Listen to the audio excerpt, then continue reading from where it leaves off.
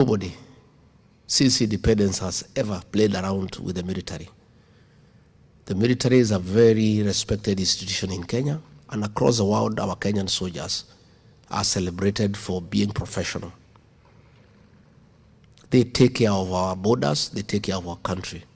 It's an institution that we don't even like talking about in terms of politicizing it.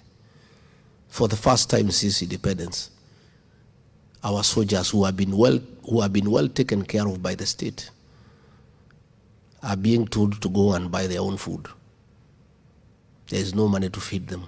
We have always fed our soldiers. There is no country in the world that should not feed its soldiers, because those are the men and women, patriots, who defend our borders. These are things that are unprecedented, that have not happened. That soldiers are being told, instead of staying in the barracks and having their meals, to go and look for food outside.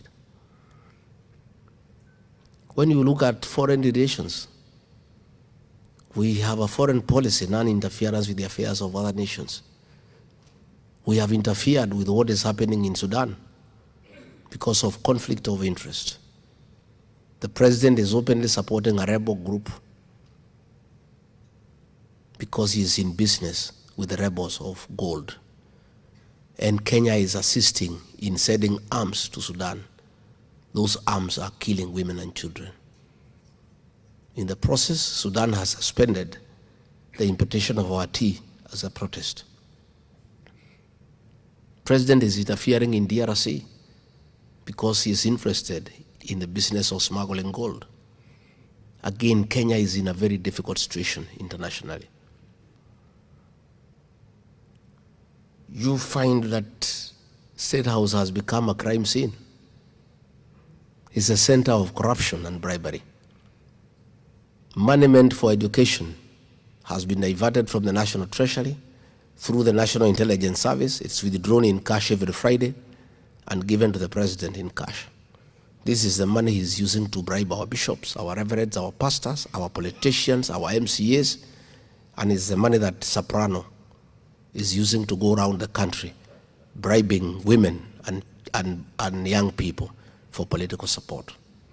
That's why there is no money for education. There is no money for medicine. There is no money for anything, because all the money is being stolen and being used for politics. The abuse of the Bill of Rights, freedom of speech, freedom of movement, freedom of association, freedom of the press, are dear ideals that are very well protected in the 2010 Constitution. All this has been thrown out of the window, and in Kenya now there is a lot of suppression. Telephones are being monitored, there is no privacy, and everybody feels intimidated. People are being arrested on Fridays and charged with terrorism when they have done nothing wrong other than just speaking out, as provided for in our Constitution. Abductions of young people, the killing of the Gen Zs, is totally unacceptable. And that is why this regime must be one term, because we cannot allow anybody to kill our children. And that is why I know all of you are worried, because you have children back home. You have relatives back home, and you don't know what will happen. So these are things that are very scary. And again, the use of the criminal justice system to manage politics. Harassment of leaders. The Honorable Mukonji, the MP for Manyata, the Honorable Jane Kehara, the MP for Naivasha, have been arrested and with trumped-up charges simply because they are calling out Kasongo. And of course, what is very worrisome and callous is the temerity of William Ruto, that he is no longer pretending about killings. Kipchumba Murkomen, the minister in charge of Interior, publicly and shamelessly, in total disregard of the law and the Constitution, gave out an order to police to shoot, to kill. And the police did so on June 25th and on 7th, because they had orders from the minister. People were up in arms, and instead of the president admonishing him and correcting the situation, himself, an elected president, publicly said that people should be shot in the leg, shamelessly and in a very callous manner, something that has never happened since independence.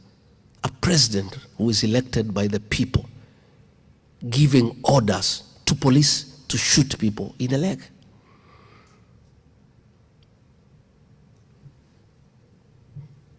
Three days later, his tribesman, Nelson Koech, who is the chairman of the Defense and Foreign Relations Committee in Parliament that is supposed to oversight the military and the National Intelligence Service, said, no, President, you are wrong. They should not be shot in the leg. They should be shot in the head.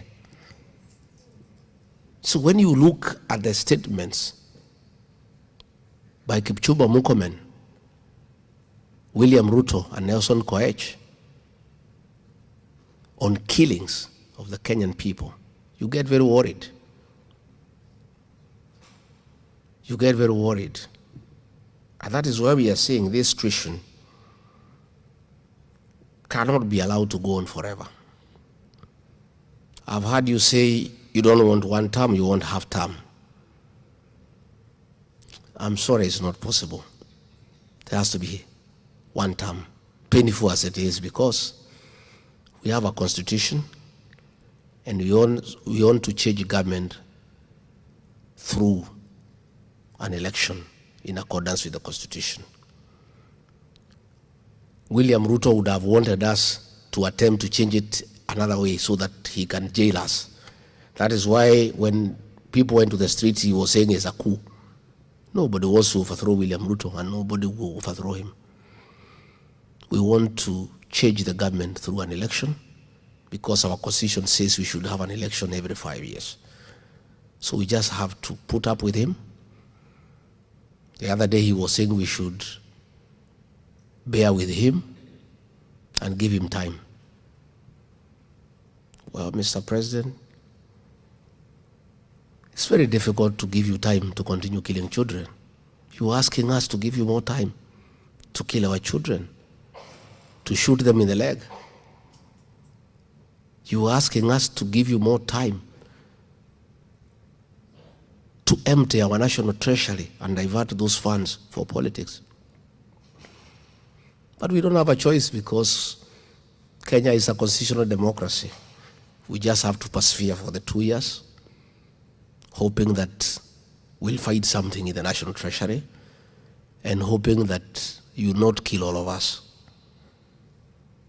In the unfortunate event you don't stop the killings, probably you can kill 5% of the population, but the 95% will still be around to send you home.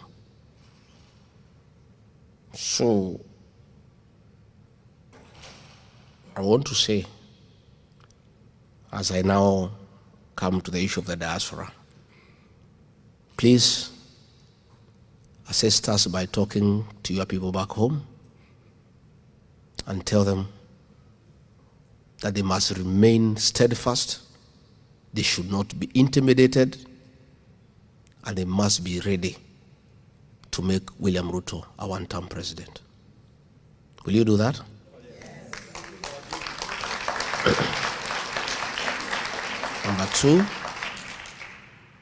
Number two, lobby your congressmen and your senators because you elect them here so that the American government is aware of the violation of human rights back at home, the trampling of the Bill of Rights, and the impunity by William Ruto.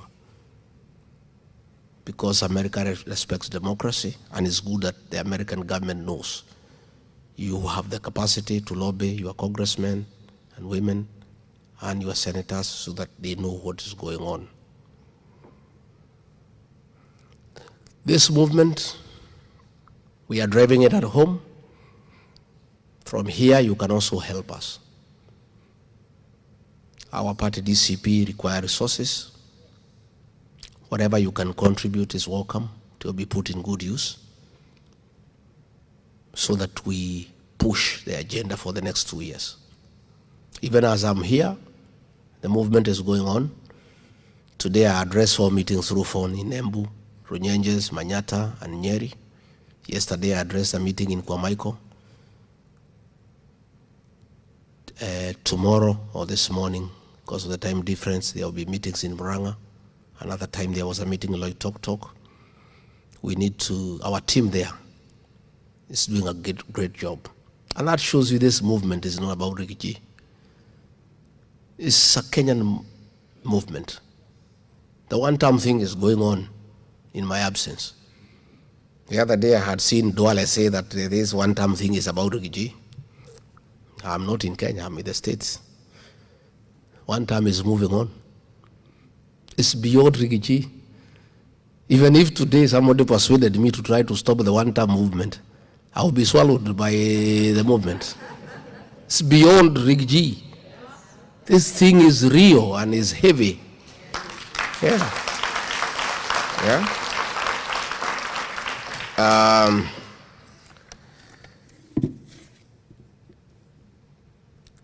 I want to say that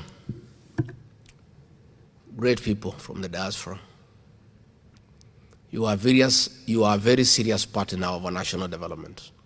In the 70s, coffee was #1 foreign exchange earner for our country. In the 80s, tea was #1 foreign exchange earner for our country. In the 90s, tourism was #1 foreign exchange earner for our country. Today, as we speak, and for the last several years, the #1 foreign exchange earner for our country are remittances from the diaspora. Our foreign exchange reserve is maintained and sustained by you people. You are very serious partners for our economic development. And any serious government needs to take you seriously. For those of us who rear dairy cows, for a cow to continue giving you milk and lots of milk, you must take care of it. You must make sure it has hay, give it some dairy meal. Nowadays, we are even giving them mattresses to sleep on so that they don't feel cold at night. And some people are even playing country music to the cows. Ken Rogers and Don Williams and Cresta Gale, for them to produce milk. You guys are our dairy cow. For you to continue bringing the dollars, we need to take care of you. We need to be nice to you. And we need to listen to you to know how you want to be governed and how you want to relate with your motherland. For you to bring the dollars, you need to be sure they will not be stolen. For you to bring back your money home, it must give you some value. So I'm here to seek an engagement that when we form government in 2 years' time, how do we relate? How do we make you comfortable to invest back home? Do we give you incentives? First and foremost, we'll do away with the double taxation. You cannot pay taxes in America, and from your savings, when you bring them back home, we tax you again. That's unfair. Yeah? We need to agree with you people. Can we have a diaspora bond where when you invest your money, we give you a certain interest rate that is slightly higher than what you are getting in the country where you are working, so that we encourage you to bring back your money home? How do we make sure that your savings back home are safe? That is a conversation that I want us to get into. Again, you people must come and develop your country. This country, we are not going to develop it alone. I'm seeking a partnership with diaspora. I want you to be part of our government. We are not going to run it alone. If Professor Choti here has been in America here for 22 years, and he has some skills that can be useful in our country, why not bring him into government to come and add value? to what we're doing. What would it cost me as president to get diaspora people to take charge of our embassies across the world? Because they know, they understand those countries more than we do. They know what Kenyans want in America. They know how we can relate with the Americans to come and invest home. Why do you go to look for other people when you have people who already know how to deal with the situation professionally and in an effective manner? And I'm not just talking. Me, I'm a truthful man. This is a promise that I want to keep. Yeah? I want a very serious engagement with the diaspora. I would like you to be the people in our embassies, either as ambassador or deputy ambassador. And for consular services, why do you want to go and bring people who have never been here? How would they understand the challenges the Kenyans face here? Yet we have people here who are Kenyans and have the necessary and requisite professional qualifications that are required to do those jobs in the embassies. It's even cheaper when you have people who are living here. When you want to market Kenyan goods, we want to market our coffee. Why don't you get people right here, our young boys and girls here, to market the coffee here? Because they hang around here and they understand this place much more than we do. I'm looking for a very serious partnership and engagement with the diaspora, and I'm speaking with a lot of seriousness. This is not just talk. It is something that I intend to do. In terms of legislation, I want you people to come back home and help us. I would want in the Senate, my party, the DCP, will have several nominated senators because we are strong in various counties. And those numbers for nominated are decided depending on the elected numbers. I would like to have one nominated senator in the Senate for DCP from the diaspora.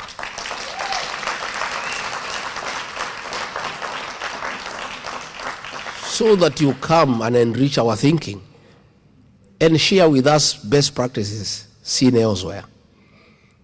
Similarly, we also want somebody from the diaspora to be a nominated member of the National Assembly to assist us in legislation and oversight.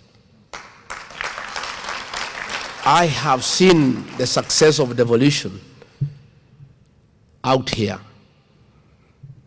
The counties are working.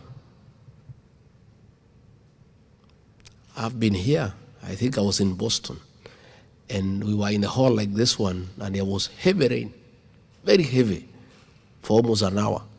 We could not even hear each other. By the time we came out, you could not even know there was rain, because the drainage system works. You cannot tell that there was rain. If that kind of rain was in Nairobi, you would require a mkokoteni fellow to take you across. In all the counties will be strong. Over 25 counties where we'll be very strong. It's my proposal to get at least a nominated, specially elected MCA from the diaspora in each of those counties to assist us. To oversight the counties and to come up with the county legislation that will enhance devolution. So that is my offer, and we'll continue to engage, and I'll be a frequent visitor.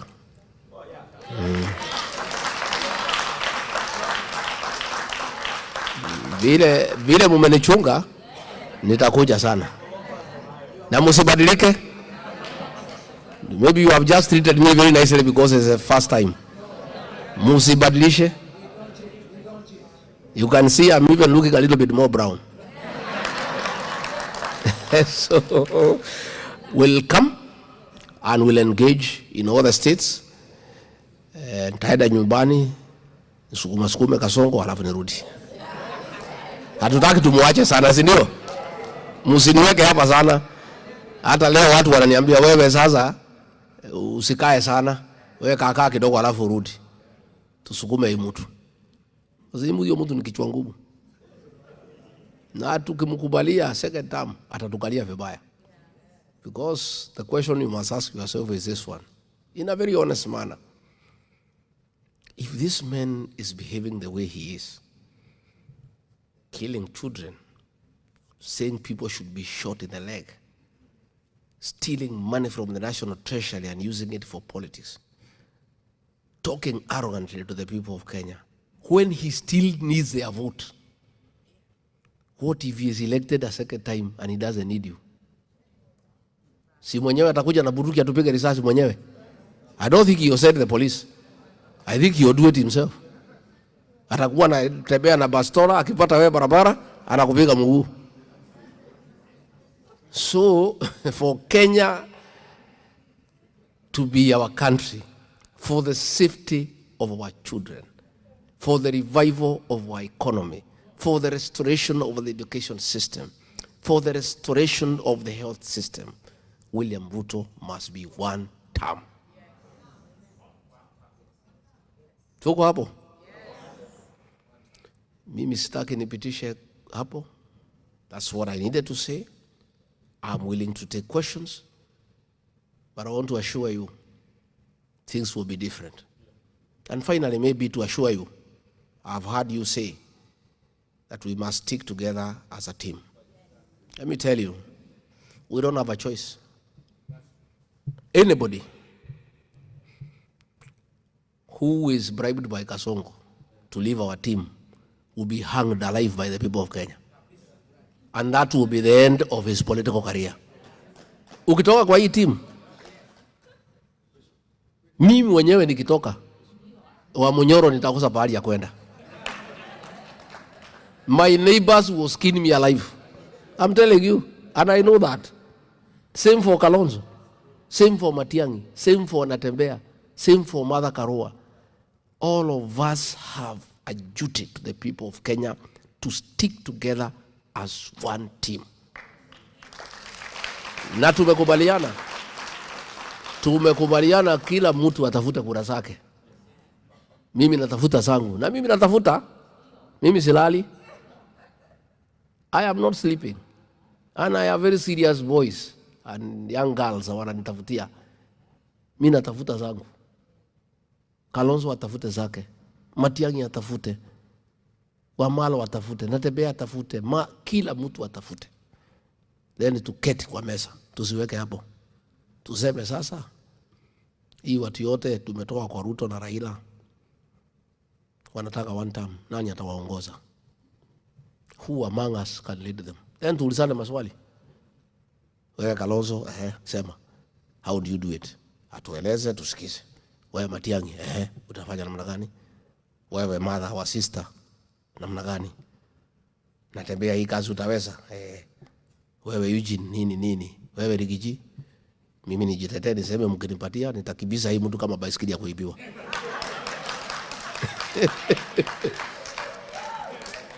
Then bora tutoe one, and I want to give my commitment here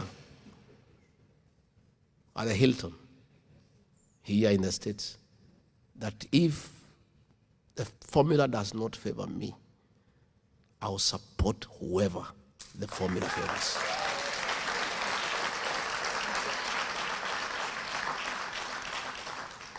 We must sacrifice for the sake of our country, and not because of our tribe, for the country called Kenya. And there is no Kenya who is not suffering. I met some guy here, I've seen him around here from West Pokot, and he told me they are even suffering more than the people in Nyeri. I have talked to people in Bomet and Kericho. They are crying. Every Kenyan is suffering. So this is a Kenyan cause. And it's not about tribes, not about communities. The only thing that happens, my young daughter, Kenyan politics, you cannot win without a coalition of regions. And what you do in politics, just like we do in homes, you cannot go to your neighbor to tell your neighbor not to stop quarreling with his wife and children. They should work together with his wife and children so that they don't make noise to you as your neighbor. When in your own house is even more noisy. You first put your house in. Yeah, you get your wife, your children, you sit them down, you agree as a family, you are united, and you are peaceful. And that house is having love and unity and living peacefully. Then if your neighbor is beating his wife, you go there and say, no, please, why don't you live like us? So what we have done is first you take care of your house. And then you go and look for friends and neighbors. And that is what I did. I united my own house. And the children are happy. And everybody is happy. And then I went to look for my cousins. Sindio, how do you go to engage your cousins when your own son is not listening to you? Uko na shida na mtoto wako na bibi yako. Alafu naanza kusema cousin kuja tukae pamoja. You must first take care of your house. When your house is one and is talking the same language, then you go and look for your cousins. Hi, Makuzo. Hi, cousins. Once you have looked for your cousins, you go and look for your in-laws. Sindio? That's the way it goes. Because we are Africans, and that's the African way of doing things. Why William Ruto anapiga kelele akituita wakabila? He is bitter that the mountain that made him president has left him. There's nothing we can do. Mimba ya kujidunga, the people of that region voted him to a man. He was rejected by all other regions except Rift Valley and the mountain. Coast rejected him. Northeastern rejected him. Nyanza rejected him. Western rejected him. The mountain and Rift Valley supported him. He betrayed the mountain. He mistreated them. They have left. Instead of thinking of how he can talk to them, he is abusing them and calling them tribal. It's a case of sour grapes. Unajua kakabweha alipoona matunda iko mbali, akijaribu kurukia na hafiki, anasema hata haijai. That is the situation. And let me finally, so that I allow questions. Although Raila Odinga and his members are abusing me and abusing the mountain people for no reason, just because they are with Ruto. Raila Odinga is an old man. And you know, like I have seen here in America, you take care of your senior citizens. And we must always take care of the elderly. Bwana Prime Minister, wewe, ile kitu hiyo Kasongo wataonesha wewe, uliza mimi. The guy is pretending to be nice to you, but utakuja kuniambia. If he conned me and the whole mountain, na sisi vile tumesoma, na vile tunajifikiria tumejanuka. This, when he brought Raila, nikamuliza huyu mzee, umemuleta, asema bana, we are just managing this mzee. Tumtafutia kitu kidogo ya kukula anyamaze. Alafu tumwambie kuna hii kitu ya report ya dialogue apoe, lakini it will go nowhere. I want to tell you, Raila Odinga, William Ruto told me that NADCO report will go nowhere. He's just conning you. And he has told Ichung'wa and company in parliament to delay it until the next election. So you are there waiting for Ruto to implement the NADCO report. There is nothing, he will not do it. Again, he told me, and I have seen it has come to pass, that he'll be close to you and he'll divide ODM right in the middle. Today, as we speak, ODM fellows are abusing each other. The Luo MP leaders of ODM are abusing the Luya ones, and the Luya ones are abusing the Luo ones. Just what William Ruto told me, that I'll go near this ODM, it's a strong party, I will divide it right in the middle. So wewe mzee Raila, although watu yako wananitukana, wacha nikuchanue kidogo. Wewe Ruto atamaliza chama yako ya ODM. Nadco will never see the right of the day. Amefanya jensi wa kuchukie. Waluya wamekuacha, Wakamba wamekuacha, Wakisii wamekuacha, amekuachia Wajaluo nusu. By the time William Ruto is through with you, you will be nobody in Kenyan politics. Wewe uchanuke mapema kama mimi. Si ndio? Mimi niliona, you know, he was trying to divide my base ya Maulima into east and west. Nikakataa. He wanted to divide the counties, Murang'a atafute kiongozi, Kiambu kiongozi, so that he renders me and our people irrelevant. I refused. And I want to tell Raila Odinga, he'll destroy ODM completely. And you have seen it is happening. He'll undermine you in all areas you used to be popular. And by the time he is through with you, you will be a pale shadow of your former self. Ordinarily, I will not give you that advice because your people are not very nice to me. But because I'm a Christian and I'm an honest man, I think it's only fair to be nice to an old man. And tell him what I know and what I see happening. So mimi nimeshukuru. Tutashikana pamoja kwa one time? Yeah? Tuko hapo kwa one time? So I am very happy for listening to me, and I speak from the bottom of my heart. I love my country and I mean well. And I am determined. I have a very great resolve to join the rest of Kenyans to liberate our country and to bring meaningful change. And I am indeed very encouraged by the enthusiasm I have seen here in the States. I will leave here a better leader, knowing that I'm not alone, and go and tell the people of Kenya that your brothers and sisters and cousins in the United States are together with you. So you are prayerful people. Please continue praying for our country. Please continue remembering us in prayer.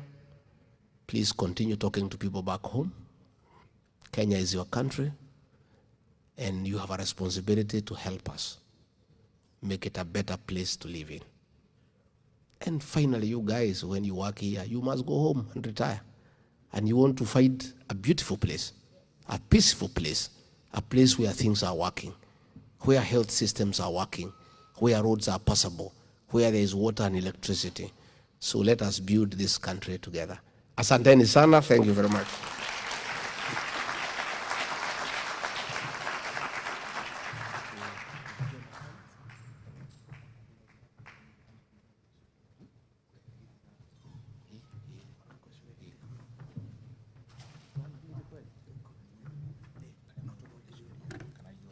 Tuko na maswali?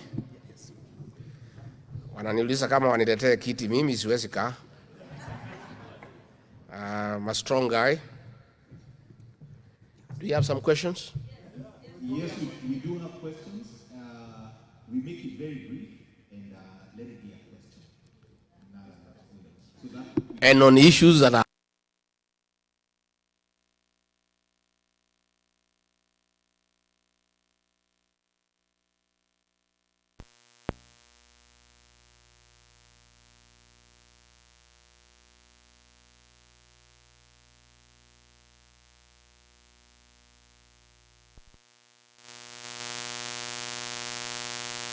and I have probably two quick questions, but just before I say that, I think I have a call to the diaspora.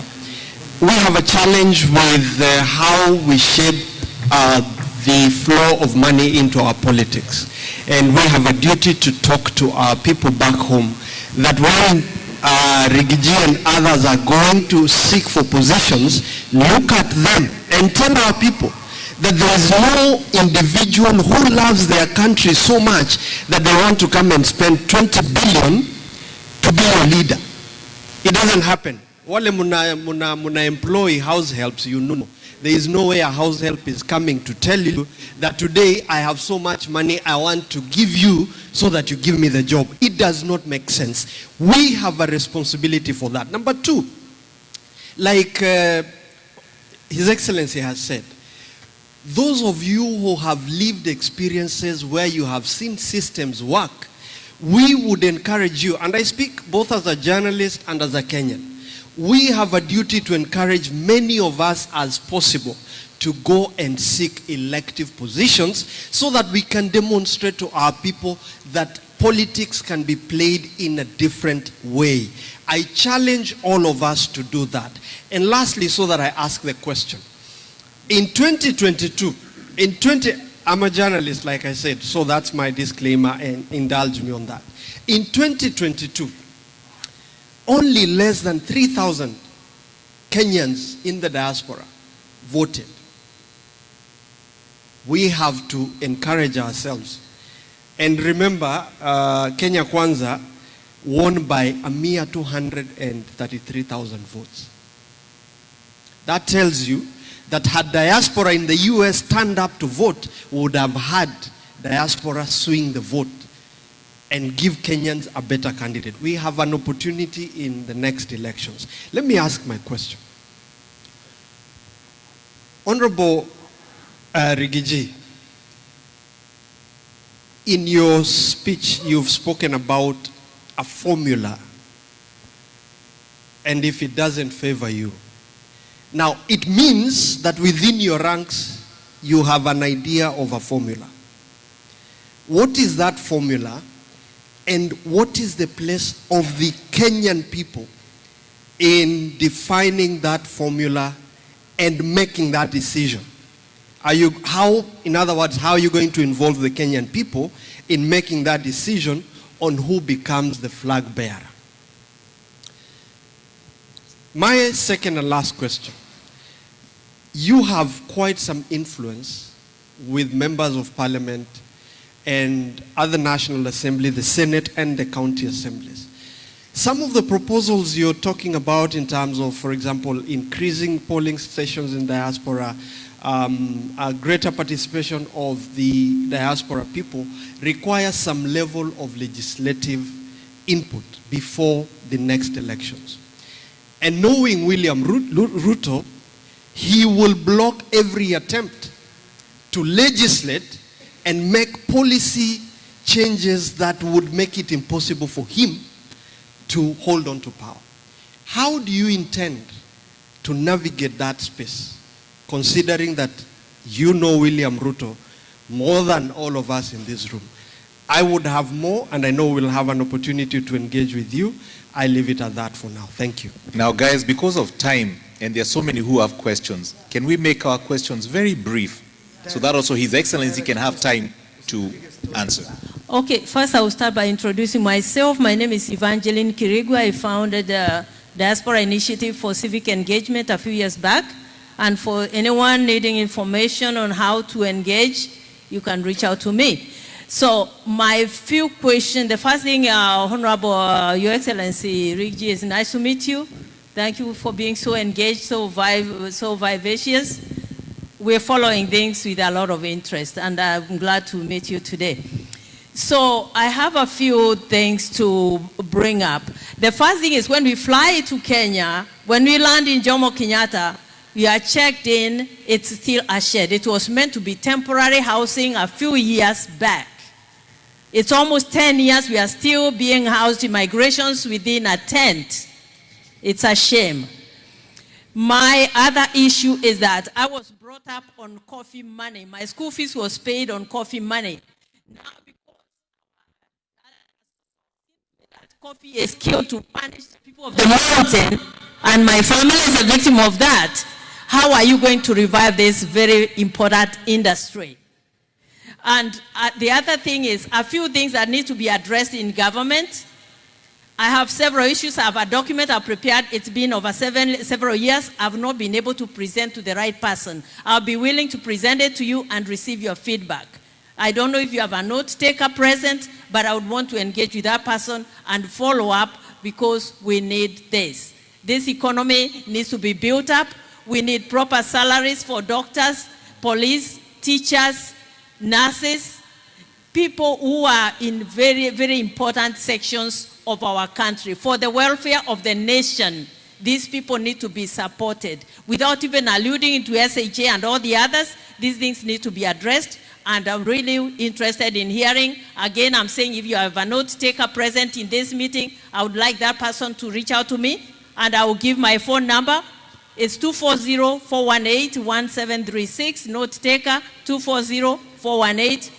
Yeah, my number is 240-418-1736. I would like to reach out and I want to engage for the future. Thank you. Okay. We will be moving sides and sides. So I'll be back on this side. Oh, okay. You'll have time. Only 3 questions and then the next one. Good evening, Honorable Rigaji. My name is Jefferson Choti. It was nice fellowshipping with you earlier today. My question is going to be simple. I'm going to keep it pretty short. I'm concerned about our involvement in Haiti. What are your thoughts on that? And why are we there? Why are our troops or police there? Thank you for making it brief. Are you done on that side? I have right here. Make it brief, straight to the point. And please, one question. One question, please. Yeah, I only have one. I have a question about the developers in Kenya. As here as diaspora, sometimes we are not able to go home and build our homes or even do any kind of project. We have developers in Kenya. They say they are going to deliver, but they do not deliver. There's no accountability for us to go back and account for them. Can you tell us what the government can do, make them accountable for the developers? They care the developers. They have to have some kind of insurance. If you don't deliver, you pay the people that you took the money from. Thank you. Thank you.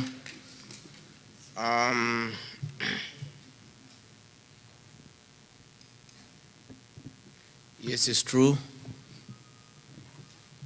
When leaders bribe people to vote for them, all they'll do when they get into office is first recover their money.